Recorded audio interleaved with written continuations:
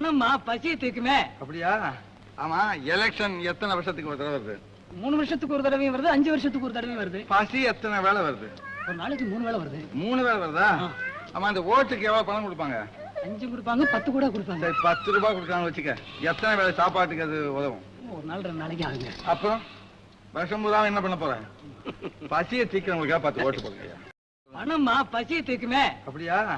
ஆமா, எலெக்ஷன் எத்தனை வருஷத்துக்கு ஒரு தடவை வருது?